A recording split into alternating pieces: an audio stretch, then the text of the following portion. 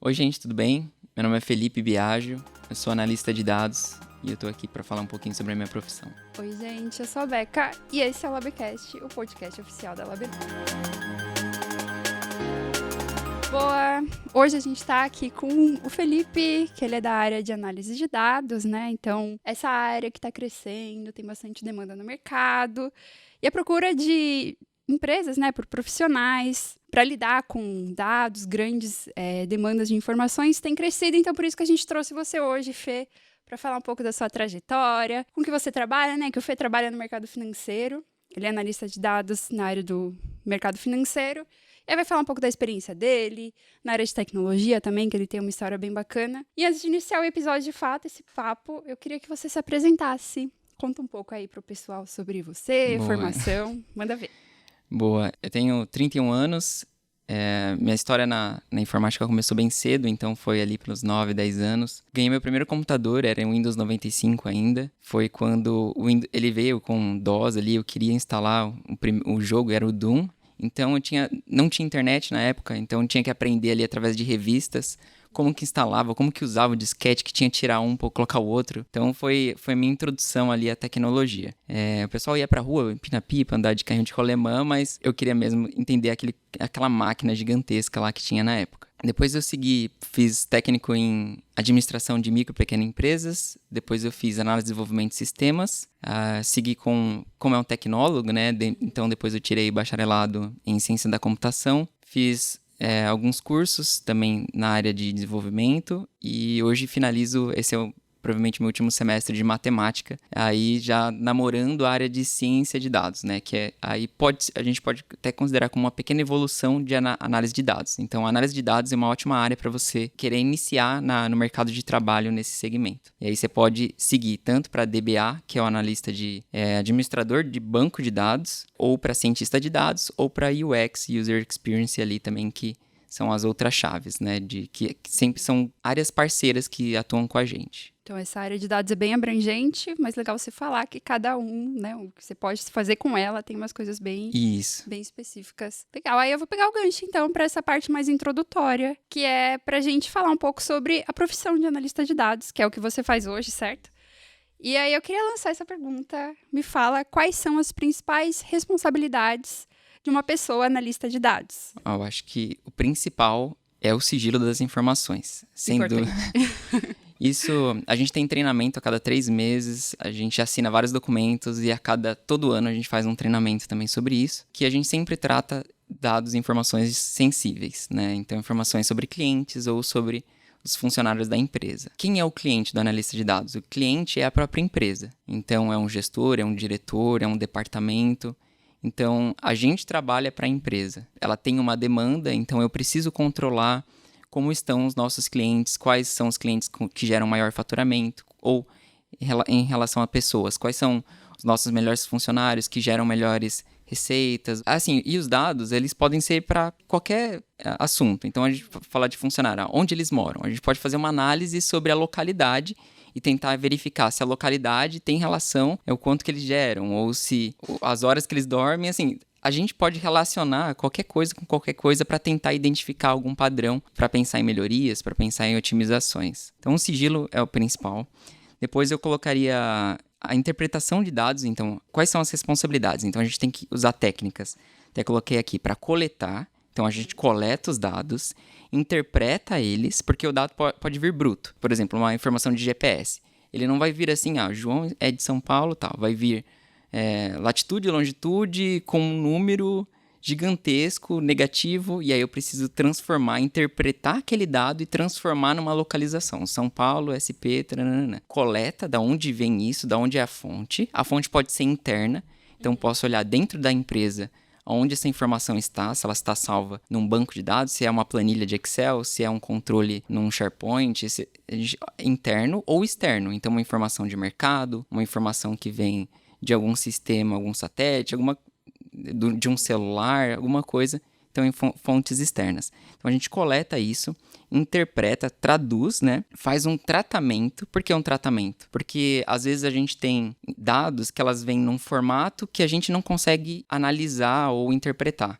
Então, eu posso pegar um campo de... Só um exemplo que acontece muito, data. A nossa data é dia, mês, ano. Só que a gente vai pegar uma fonte de um outro país e aí vem num outro formato. E aí pode um outro calendário. Então, a gente tem que converter um calendário para outro para transformar. Nossa. Então, assim, a coleta, transformação. Depois de transformar isso, a gente costuma colocar num data warehouse, onde a gente organiza essas bases de uma forma muito fácil de ser traduzida para um dashboard, que seriam gráficos, tabelas, de forma visual para o gestor. Então, é a coleta, a interpretação, tratamento e o final é a exibição desses dados. Dado é a informação bruta. Coordenadas, para a gente, o que são coordenadas? Não significa nada. Agora, eu traduzir isso, transformar essas coordenadas em oportunidades, em localizações, e a tradução ela se transforma em informação. Então, a gente passa de dados para informação. Então, o nosso trabalho é fazer essa mudança de dados para informação. Para uma pessoa não técnica, que no caso sou eu, né, que sou da área de comunicação, então eu entendo que tem uma baita de uma responsabilidade, uma pessoa que é analista de dados, não só essa questão de ter a responsabilidade, de estar mexendo com dados que são sensíveis, né, informações, e entra uma questão meio um pouco ética também, né, na verdade bastante ética, de guardar o sigilo e, além disso, entender que não são só números, algoritmos ali, você vai ter que trabalhar com aquilo, tratar, entender o propósito, né, do que você está mexendo. Então, não é só trabalho com dados, algoritmos. É tipo, o que eu faço com isso? O que eu vou transformar? Exato. O que eu vou querer com aquilo? Perfeito. Aí, outras duas assim, que eu colocaria, então, é aplicar técnicas estatísticas. Então, é muito comum trazer o que isso pode nos tornar. Então, eu quero fazer uma predição de como vai ser o nosso ano baseado no que a gente desenvolveu até hoje. Então, de janeiro a junho. Como que foi o nosso comportamento de vendas? E aí, seguindo esse comportamento, qual que é a predição? Como que a gente consegue entender qual que seria a curva até o final do ano? E aí, a gente também faz médias, separar quem são os outliers. Então, eu posso fazer um estudo dos meus clientes. Só que se eu tenho um cliente muito fora da curva ali, que, vamos supor, faturamento de 1 milhão. Aí eu coloco um cliente de 500 milhões. Então, na hora que eu começo a fazer o estudo, esse cliente, ele mexe totalmente com o meu estudo. Então, esses outliers a gente acaba tirando. Então, essas técnicas estatísticas acabam entrando também na nossa parte de responsabilidade. E o outro, que eu acho que também é muito importante, é o nosso cliente. É estar próximo do cliente, o nosso usuário final. Como que surgem as demandas? Qual que é o trabalho? Qual que é o meu trabalho no dia a dia? O gestor, ele chega para mim e fala assim, olha, eu quero controlar como estão os nossos clientes. Aí ele coloca, eu quero saber disso, quero entender como meu cliente se comporta sobre isso, como que é os produtos, quais produtos mais vendem, quais produtos têm maior margem, beleza. Então, nessa conversa, a gente tenta entender qual que é a necessidade, o que ele quer acompanhar, e aí o analista de dados vê onde estão as fontes, onde consigo extrair, como que eu preciso transformar essas informações, às vezes é real, você tem que transformar em dólar, e aí eu preciso perguntar para ele, como que você quer ver? O que você quer acompanhar? Quer acompanhar mensal, semanal? O analista ele costuma trazer relatórios para acompanhamento diário. Então, não é um relatório que a gente vai ver no final do ano como foi o nosso faturamento. Não, o analista ele costuma trazer relatórios, criar dashes que mostram o acompanhamento diário de tudo que está acontecendo na empresa. E aí costuma vir essa demanda dele. E essa proximidade, então a gente acaba fazendo às vezes encontros diários, semanais, para mostrar como está indo. Olha, até na interface. Essa interface está boa para você? Esses são os filtros que você quer fazer? Você quer fazer um filtro por região? Se é São Paulo, Rio? Você quer fazer um filtro por, sei lá, clima? Você quer fazer um filtro por produto? Então, tudo que está dentro do Dash ali, a gente trata nessas reuniões com o nosso cliente. E, novamente, o nosso cliente normalmente é a empresa. E aí entra também os OKRs, né, que são os Objectives Key Results, os KPIs, que são os Key Performance, né, que a gente acaba abordando bastante. Então, quais são os objetivos da empresa de forma geral? Então, eu quero crescer 30% nesse ano. A gente sai da empresa e vai para as áreas. O departamento de vendas tem que crescer tanto. O departamento X tem que gerar tantos clientes. O departamento de prospecção tem que trazer 15 novos clientes com um ticket médio de tanto. Então, a gente gera esses objetivos e esses objetivos costumam estar nesses dashes que a gente cria. A gente costuma colocar o desafio e quanto que a gente já atingiu, quanto que ainda falta. Seguindo esse ritmo que a gente está seguindo, a gente vai atingir a meta, quanto que vai ser a mais. E aí essa curva vai mudando ao longo dos dias. Então tem um objetivo de 100 milhões, até agora a gente fez 10 mil. Seguindo esse ritmo, a gente vai fechar com 30. Pera, então vamos mexer nas cadeiras para tentar ver o que a gente pode fazer. Então a gente dá a gasolina pro carro ali, pro carro funcionar. A gente dá a informação pro gestor conseguir tomar a decisão, para ele conseguir como que estão meus funcionários, como estão meus clientes, como estão os nossos produtos, quais produtos estão dando mais certo. E é um estudo que não para, né, eu imagino, assim. Não, é... Tipo, se mudou alguma coisa, sei lá, se o cliente, a empresa quer um estudo diário, mudou alguma coisa de um dia para o outro, os dados já mudaram também. Talvez o resultado, aconteceu uma coisa muito específica. Então, eu imagino que é um trampo bem, bem complexo, assim, Mas é isso, né? Quanta coisa dá pra fazer com os dados também.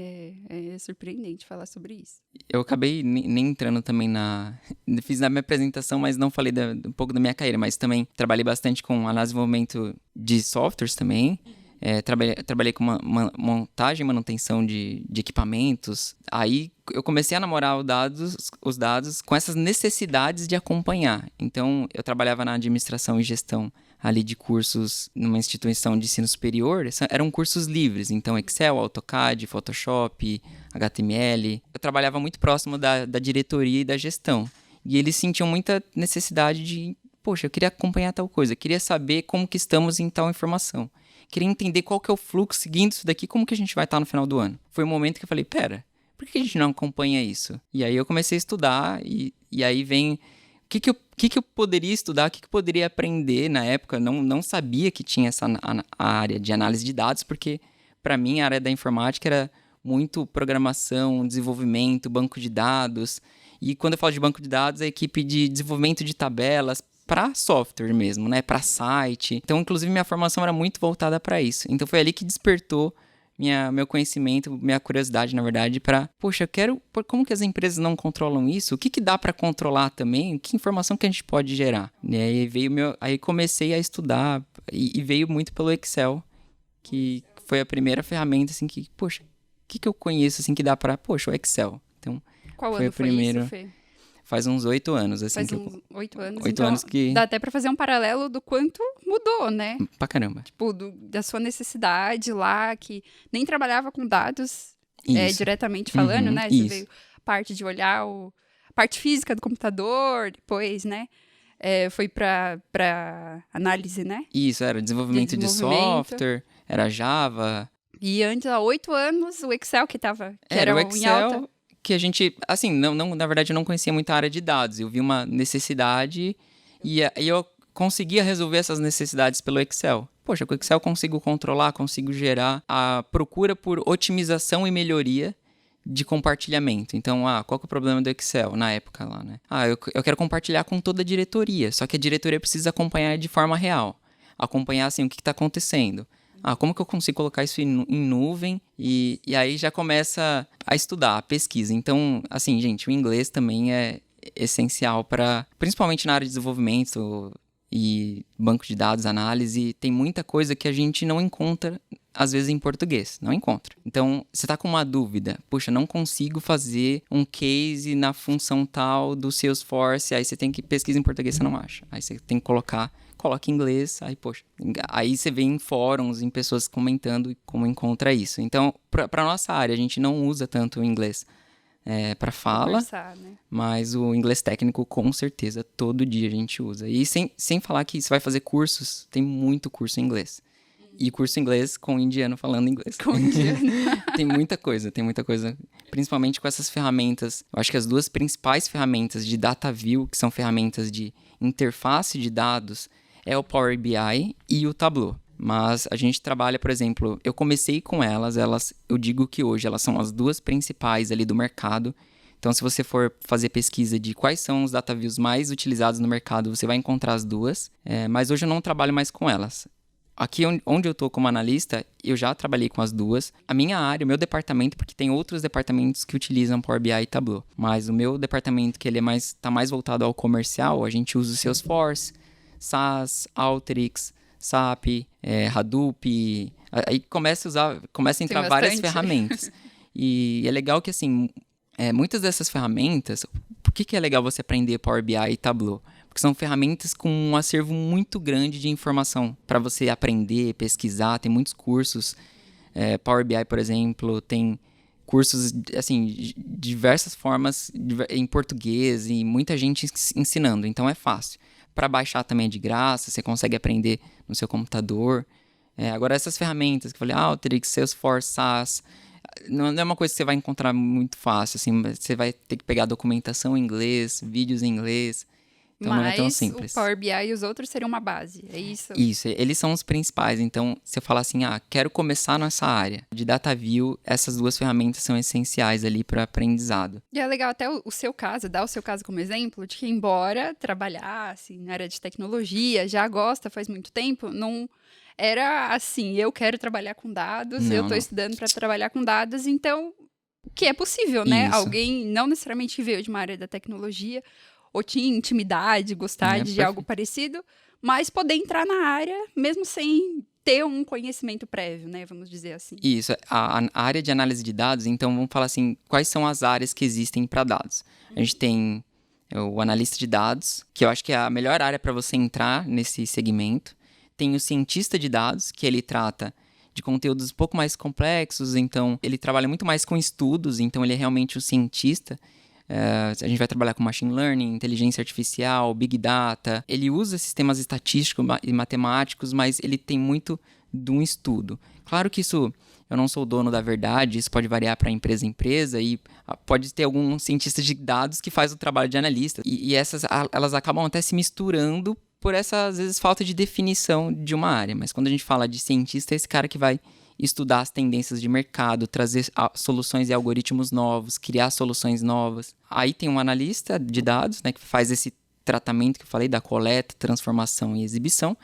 E tem o administrador de banco de dados, né, que a gente costuma chamar que é o DBA, que ele trabalha em data centers, trabalha com criação de tabelas, verifica a disponibilidade dos dados para o sistema. Então, tem um site, meu dado tem que estar num servidor e eu preciso fazer o controle desses dados no servidor, que conversa com o back-end, né? E você pode fazer transições entre essas áreas, elas são parceiras, né? Um analista de dados fala com o administrador de banco de dados, que fala também com o cientista, que fala com, inclusive, o pessoal de User Experience, porque a gente faz um dash incrível lá. Mas será que realmente usa as cores mais usuais, as posições, tá bonito? Atende ao usuário? E muitas vezes até o usuário não sabe o que ele quer. Então, uma curiosidade, assim, eu acho que hoje 40%, 50% do que a gente traz é coisa que o nosso cliente não pediu. Você fala, pô, mas você tá trazendo tanta coisa boa aqui que você não quer mas usar. Assim, o que ele pediu está naquele 50%. E a gente mexendo nos dados, a gente consegue identificar estudos ou informações que na hora ele, puxa, não sabia que dava para controlar isso. Não sabia que dava para exibir tal informação, relacionar com tal. Então, faz parte da nossa responsabilidade também entender, não só fazer o que o cliente pede, entender o que mais a gente pode entregar, principalmente predição. Às vezes nosso cliente não fala assim, eu quero saber como que eu vou estar daqui no final do ano. Não, você já cria lá para ele, aqui você já vai acompanhar como que você vai estar até o final do ano, aqui você tem análise estatística dos seus desafios, como que você está indo. E isso encanta, porque você entregar não só aquilo que foi pedido, mais recursos adicionais, o nosso cliente fica super feliz, né? Que é bom para o cliente, para a empresa, Com né? certeza. O além. Nossa, isso é muito bom. Então, a gente estava falando bastante aqui das responsabilidades, né, do analista. A gente até deu alguns exemplos. Alguns não, bastante até, eu acho que ficou claro. A importância, né, para a empresa, para o negócio que uma pessoa analista de dados tem e que qualquer empresa, não sei se médio, grande porte, todas no geral, precisaria de uma pessoa analista de dados, que ficou nítido quanto ela é importante, mas eu acho que é legal a gente falar também das habilidades técnicas, né, que são essenciais. Me conta um pouco, então, Fê, o que você considera aí? Tem a receitinha do bolo. Perfeito. Como eu falei, eu comecei meio, não sabia da área, o que eu deveria aprender, então eu fui meio de curioso. Mas para quem quer começar na área, eu até pensei assim, quais seriam os conhecimentos principais que a pessoa poderia ter. Eu coloquei aqui, assim, para um analista júnior, para pegar uma vaga de analista júnior. Então, primeira coisa, o Excel. O Excel avançado, fácil, avançado. Porque... E ele é atemporal, você acha, o Excel? Com certeza. Olha quantos anos a gente tem e tenho certeza que vai muito... O Excel é uma ferramenta incrível. Eu sei que tem um preconceito. De tiozão, tem gente que fala, não fala. Tem um preconceito, porque a gente tem tantas ferramentas incríveis e sistemas, e fala, você ainda usa Excel, parece que você é atrasado. Porque, assim, ele é uma Ferrari que você não tá sabendo utilizar. Então, se você realmente entende a potência da ferramenta, você consegue fazer muita coisa. E eu tenho certeza que pequenas de pequeno, médio porte, assim, às vezes todas essas análises, só com Excel e Power BI você consegue desenvolver tranquilamente. E é uma ferramenta fácil de aprender, tem muita coisa, ela é muito intuitiva, a usabilidade é excelente. Então, gente, Excel. E aí, Excel avançado e além. Por que além? Porque às vezes você vai fazer qualquer curso de Excel, aí tem lá PROC-V ou avançado. Mas o PROC-V é o que a gente usa, assim, do básico. Do tabela. É assim, então, o do Excel tem muita coisa, muito recurso bom ali para você fazer conexão de bases. E aí eu colocaria, primeira coisa, o Excel. E avançado. Então, quero mudar de área. Analista de dados júnior, primeira coisa, o Excel. Segundo, o Power Query. O Power Query, ela ajuda nessa transformação dessas informações. Então, eu tenho informação de cliente, informação de usuário, informação em diversas tabelas diferentes. Eu consigo juntar elas, fazer tratamentos, conexões, falar qual uma está ligada com a outra, ajustar a data em hora, valor dólar. Então, assim, você consegue fazer isso no Excel, criando colunas novas. Fazer o cálculo do dólar. Coloca o dólar, faz o cálculo do outro, beleza. Você consegue fazer isso no Excel. Mas com o Power Query, você automatiza isso. Para ter essa tempestividade diária que eu comentei. A base de clientes atualizou. Na hora, o Power Query já atualiza e já exibe no Power BI. Então, ganha tempo. Muito melhor. É muito rápido. Então, coisas que você fica todo dia e sai um novo relatório. Você tem que atualizar a base de... Não, Power Query você deixa, constrói tudo bonitinho que ele já vai gerar para você. Depois, terceiro, Power BI, que é como você vai exibir. Então, faz todo o tratamento dessas bases com Power Query e exibe com Power BI. O próprio Power BI já tem essa conexão com Power Query. E um dos principais que às vezes as pessoas ignoram um pouco, que é matemática e estatística. Então, faz um cursinho específico ali, tem muita coisa para essa área, em matemática e estatística. Estatística de probabilidade, predição, usa muito, tá? Então, eu entraria... Então, o ideal não só um diferencial. Não, é um ideal colocar. Quero começar. Então, para analista júnior, ou para uma pequena... Já tô na minha empresa, quero me tornar um analista. Não tem analista na minha empresa, não tem analista júnior. Quero ser o primeiro. Qual que é o caminho? Excel, Power Query, Power BI, matemática e estatística. Primeira coisa, não precisa se formar em matemática, tá? Então, se você conhecer matemática... Que nem eu falei, você não precisa ser da área de análise e desenvolvimento de sistemas, que não precisa ter essa carreira que eu fiz, fazer esses mesmos cursos. Às vezes você faz economia e aí você quer ir migrar para análise de dados. Às vezes você fez... Tem amigos que saíram da enfermagem e foram para análise de dados. Viram, poxa, eu quero controlar tal coisa no meu paciente, acompanho, beleza. Então, começou a gostar da área de como fazer esse tipo de controle, como exibir e ter isso diariamente. E aí começou a migrar e foi para a área de análise de dados. Então, ela é uma ótima porta de abertura para o mercado de trabalho, ali para a área de dados. Analista de dados é um bom começo. Então, esses 4 pontos. E aí, assim, quero continuar, quero crescer, evoluir. SQL, modelagem de dados. Só que assim, por que eu não coloquei ela nos principais, sendo que qualquer vaga de analista de dados você já tem ali um SQL? Porque se você já está numa empresa, o próprio Excel muitas vezes você consegue, já resolveria. É que o SQL aí normalmente a empresa já usa, mas é um bom conhecimento para você ter. Então, quinto passo, modelagem de dados e SQL, e depois o Tableau. Então, você já tem as 2 principais ferramentas de DataView, SQL para fazer conexão, você consegue criar um banco de dados, salvar isso, fazer as conexões também. E aí entra numa parte mais complexa, que é a lógica de programação. Analista de dados pleno e sênior tem que ter lógica de programação. Na verdade, lógica de programação, se eu pudesse, eu daria na escola, de ensino médio, porque eu acho que, assim, música, lógica de programação, são conteúdos que eu colocaria obrigatório em qualquer escola. Isso vai ajudar não só na hora que você for utilizar linguagens de programação, mas ajuda nas lógicas estatísticas que você vai poder criar. Um exemplo bem simples. Você tem um parque de diversões, aí você tem um brinquedo. Para você pagar esse brinquedo, acima de 70 anos é de graça. Tá, beleza. Abaixo de tanto, não entra. Aí, entre tal e tal idade, o valor é tanto. Se for meia... Então, você tem vários ifs ali que você tem que criar uma lógica, uma estrutura para que a pessoa consiga entrar nesse brinquedo. Então, toda essa estrutura, essa lógica, vem muito da lógica de programação. Não é porque eu faço lógica de programação que eu vou ser programador. Essa lógica de programação, ela ajuda nas nossas decisões lógicas que a gente precisa tomar ali nas estatísticas. E um exemplo bem usual você deu, né? Uma coisa assim. Super bobo, mas para você ver como que tem várias nuances. Uhum. E aí, com lógica de programação, Python, VBA e R. São as 3 linguagens, assim, que quer ser um analista pleno e sênior, aprende essas 3 como analista de dados. Elas vão fazer muita diferença no seu trabalho no dia a dia. O Excel, ele é um ótimo começo, mas você ganha muito mais velocidade num Python, por exemplo. Você ganha muito mais personalização com o VBA ali para o seu... um exemplo, a gente atendia o comercial, a equipe precisaria criar apresentações para o cliente. Só que o mercado financeiro todo o tempo está mudando. Então, eu não posso parar o tempo do comercial fazendo PowerPoints, fazendo apresentações. Ninguém vai te matar lá do time do comercial. Então, o VBA, a gente automatizava todas as informações. Criava toda a apresentação do cliente, os números do cliente. Olha, cliente, como que você está? Olha o seu produto aqui com a gente. Então, essas apresentações, a gente apertava um botão, ela criava. Então, ela pegava os dados do Excel, pegava ali no Power, gerava e transformava a apresentação. Então, com o VBA, você pode otimizar. A gente gerava, 100 PowerPoints no dia ali, todos construídos com todas as informações de todo mundo para apresentar diretamente para o cliente. Então, eu tenho um comercial, vai de 100 pessoas, em vez de 100 pessoas perderem o tempo do comercial para criar 100 apresentações, a gente criava isso de forma automática. E personalizada, Que é o mais legal. Com a imagem do cliente, com as informações do cliente. Então, às vezes o pessoal tira um pouco do mérito do, o Excel... Mas ele é muito bom e tem muita coisa que dá para fazer, principalmente com o VBA, e sincronizando o PowerPoint, o Excel, o Docs.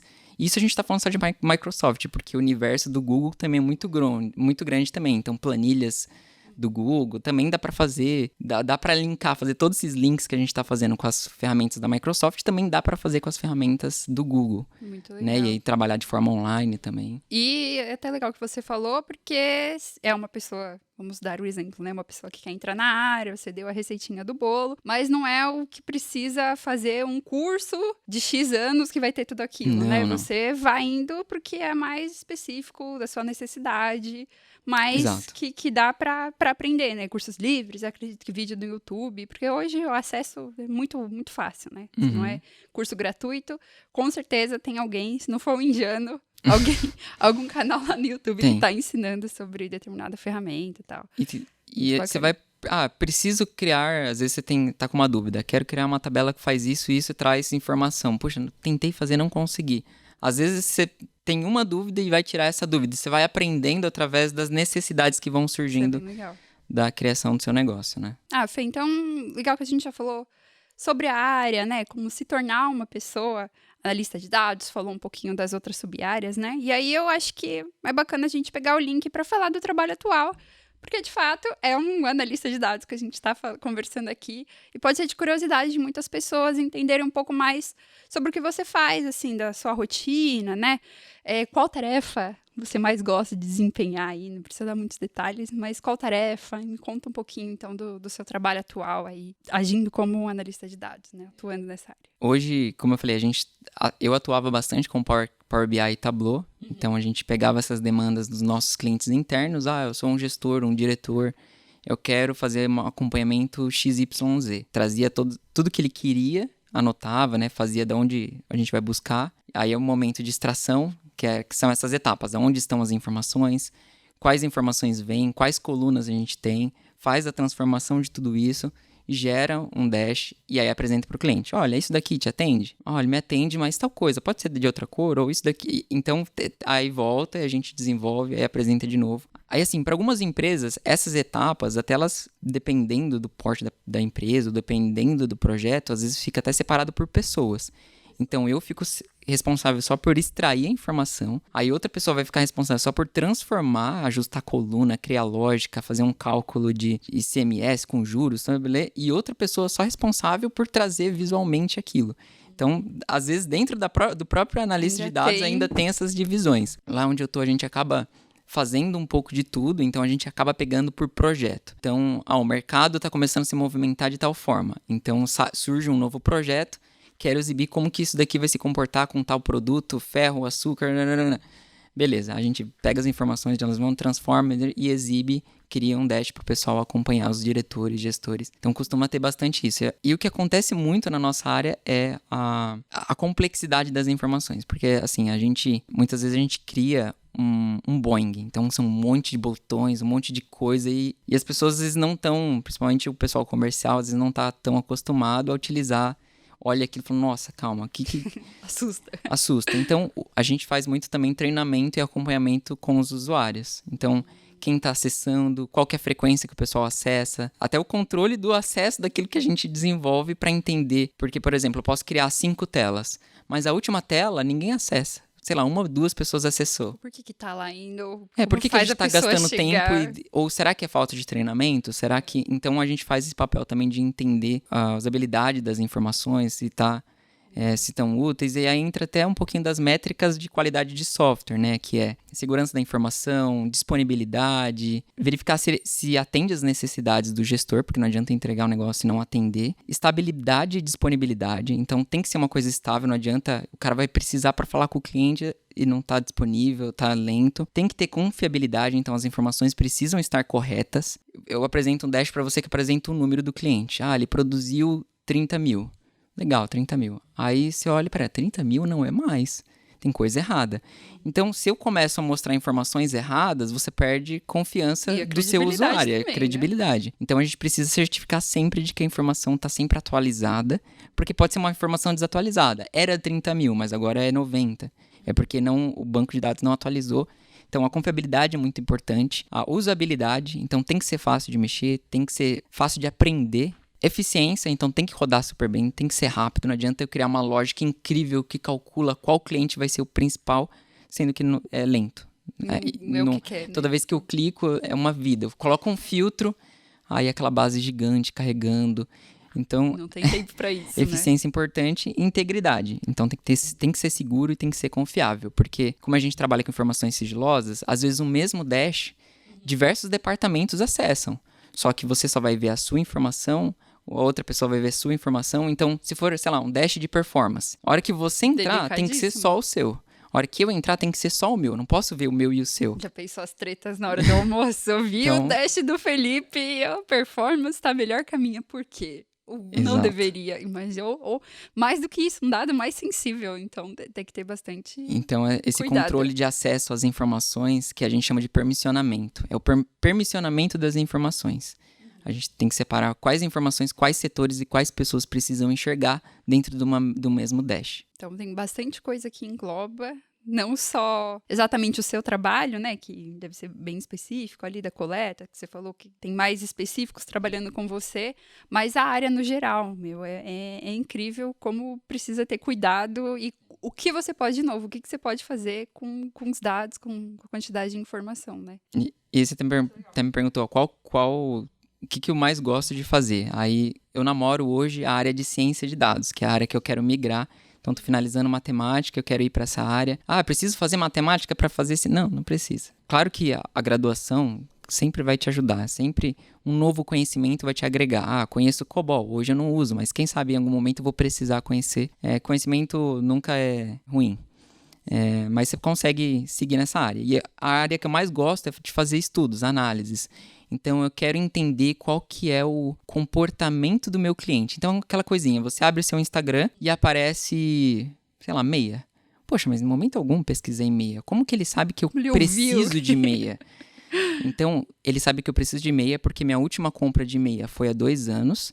E a meia, ela tem uma validade de 2 anos, então eu crio um estudo de probabilidade de os clientes mais propensos a adquirir meias. Quais são os fornecedores que têm meias? Qual que é o meu porte financeiro? Eu sou um cara rico, então vou querer uma meia do Calvin Klein, não sei as marcas. Não, eu quero uma meia da tal empresa. Então, toda essa análise de perfil de estudo, inteligência artificial, como que eu consigo integrar isso?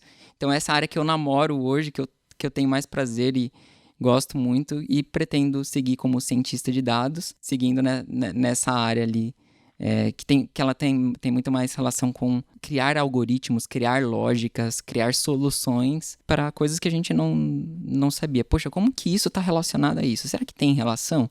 E eu posso fazer um estudo que dura 2 meses e no final falar assim, não, elas não têm relação. Mas vai ter mais certeza de que não tem do que só um pensamento, uma hipótese que foi levantada, porque vai estar estudando sobre aquilo, vai ter dados para comprovar, né? Isso então, é muito legal. Como eu falei, às vezes essas 2 áreas acabam se misturando, então tem gente que quer formar, que está na carteira assinada como cientista, trabalha como analista, tem um pouco disso, mas os gestores precisam entender também que o cientista, ele muitas vezes vai estar lá no laboratório dele, criando, às vezes, a solução, não achou a cura. Ele está descobrindo, não consegui, isso aqui não desenvolvi. E faz parte do aprendizado.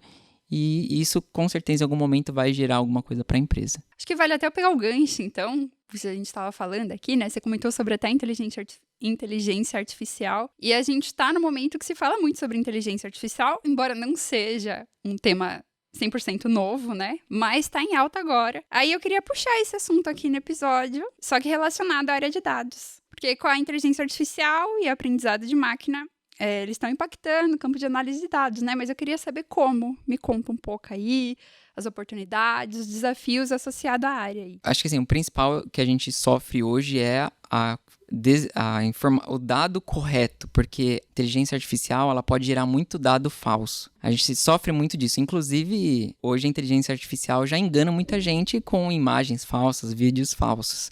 O dado que a inteligência artificial vai gerar, eu posso confiar nela? Essa é uma complexidade que a gente enfrenta hoje, trabalhando com inteligência artificial. A gente pode ter inteligências mais burras, assim, que eu posso tratar, que a gente até chama de machine learning, que é o aprendizado de máquina. Ela não precisa ser uma inteligência artificial. A gente pode utilizar a máquina como uma forma de processamento mais rápido dos dados. Então, um estudo que eu fiz um tempo foi super legal, que era para um hospital, e eles queriam entender qual que era a probabilidade de alguém desenvolver câncer. Então, eles pegaram, com machine learning, existem várias técnicas de aprendizado de máquina, mas a gente utilizou por exemplo, que a gente mostra para a máquina alguns casos, então a gente deu, 1.000 pacientes, e esses 1.000 pacientes eles tinham um histórico, né, um histórico muito completo ali de vida da pessoa, quais exames ela teve, pra gente conseguir fazer esse estudo também. Não adianta falar, João teve ou não. Precisa assim, ela fuma, ela bebe, faz esporte físico, quantos anos ela ficou trabalha, então quanto mais informação melhor. E aí a gente pegou esses 1.000, mandou pra máquina e falou, interpreta. O que você consegue identificar com isso? E aí ela identifica que ela meio que gera alguns perfis e falou, eu percebi que esse comportamento aqui costuma gerar câncer nas pessoas no pulmão. Fumar. Fumar, beber, fazer comportamento costumam gerar. Isso ela falou, a tendência é que a pessoa gere câncer, e aí esses aprendizados de máquina, elas usam muito probabilidade. Então ela fala assim, 80% probabilidade de a pessoa ter câncer se ela tiver esse comportamento. Aí você faz um teste, beleza. Ela falou isso. Aí eu vou pegar um outro caso que eu não tinha dado para ela primeiro. Ela conhecia só esses 1.000 clientes. Eu vou dar um outro caso para ela. Esse caso eu sei que a pessoa teve. Só que eu vou perguntar para ela, de acordo com esses 1.000 que você conhece, esse caso eu teria? Aí ela fala, olha, esse caso teria. E aí você começa a dar novos clientes. E esse? Esse teria também. E esse não. E esse? E aí você vai corrigindo. Olha, esse não. Esse você falou que não teve, mas na verdade ele teve. Então, na nossa área de dados hoje, o que eu acho que é até mais acessível para as pessoas hoje é trabalhar um pouquinho com machine learning. É você ensinar a máquina a resolver um problema do seu negócio, da sua empresa, um problema que você resolve. Você consegue identificar, você médico, você é analista, consegue identificar que o problema acontece por causa desses fatores. Deixa a máquina processar. Aí os próximos casos, você pede para ela identificar. O que você acha desse? Vai dar certo ou não dá? Perfil do cliente. Esse cliente, de acordo com o comportamento dele, ele vai fechar com a gente? Aí você deu 1.000 clientes para ele analisar. Esses 1.000 fecharam, esses tantos não fecharam. E agora esse cliente, ele vai fechar? Vale a pena me investir meu tempo nesse cliente? Não entra tanto na inteligência artificial dele pensar sozinho, trazer, que nem a gente tem hoje com o ChatGPT e tudo mais. Adoro ChatGPT. O machine learning, ele pode ajudar as empresas a resolver problemas e a otimizar problemas. Então, o machine learning eu acho que é super válido para a nossa área de dados. Usar como uma ferramenta a mais. Uma ferramenta para agilizar e ter mais informações, então. Isso. E o Python é básico para quem quer trabalhar com machine learning, tá? Assim, quer conhecer e trabalhar, tem bibliotecas prontas que você implementa.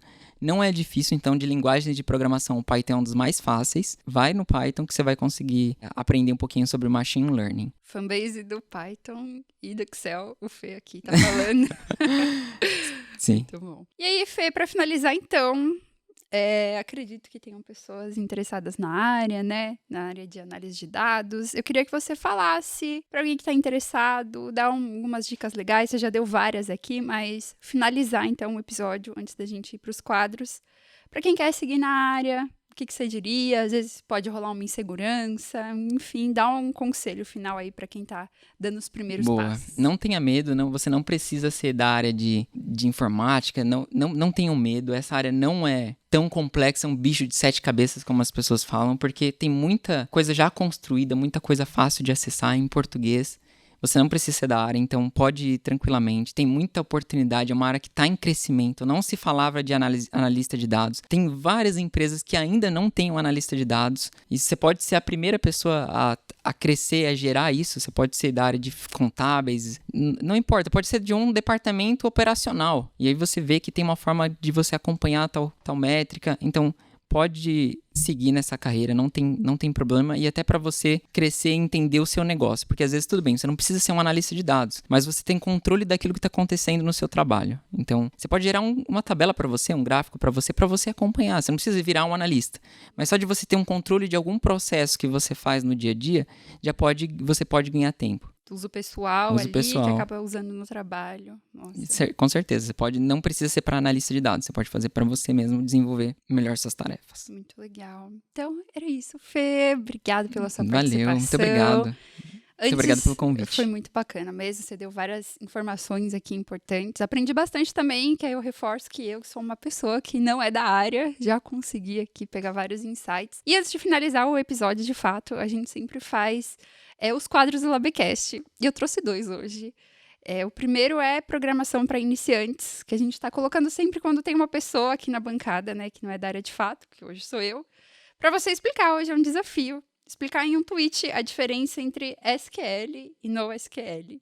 Boa. Lança esse desafio, vai, eu quero ver para aprender 255 também. caracteres. 255, A gente pode dar uma colher de chá aí, se precisar um pouquinho mais.